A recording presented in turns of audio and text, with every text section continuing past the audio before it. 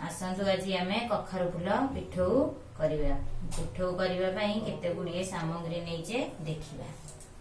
कखारु फूल मु बाछिकी सफा करिकी रखिछि। पियाज, रसुण, अदा, सुखिला लंका, जीरा नहींचे आ बतुरेकी चाउल रखिछि पिठौ करने। आपको आमे पेशिबा बाटिकी आनिबा।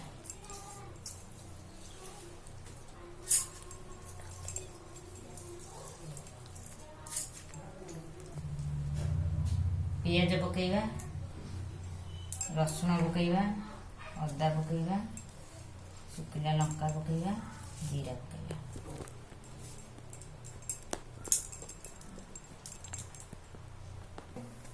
लूण पकेइबा,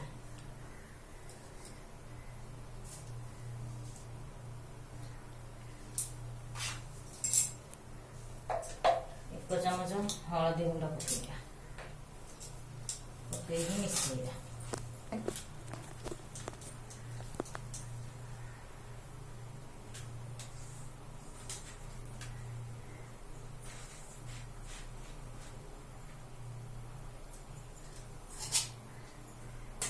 मिसैला कखारु फूल को धोईकी रखि कखारु फूल गोटे एमती छड़ेदेवा।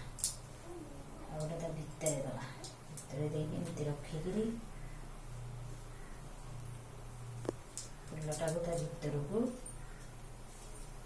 देकी साइज करवा।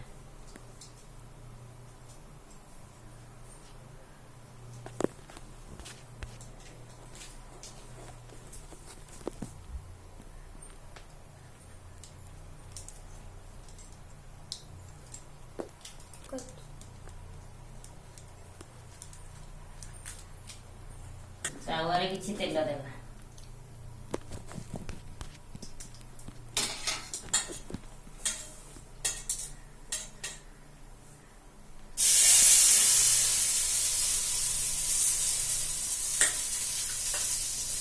कखारु फूल को गुड़ेकी आम चाउरे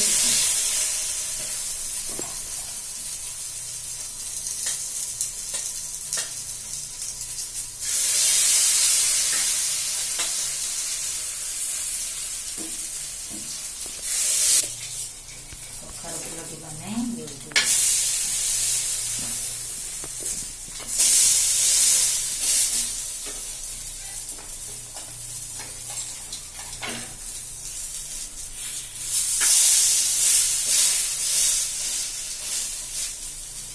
तेल टिके बुलाई देवा।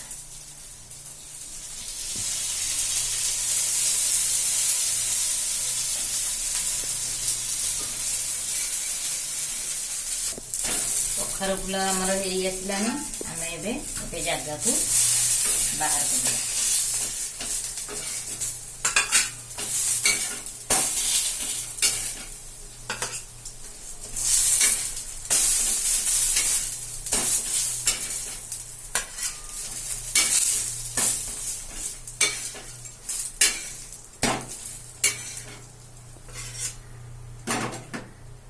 फूल एबे प्रस्तुत हो गला। आपण माने घरे करिवे। रहुछि।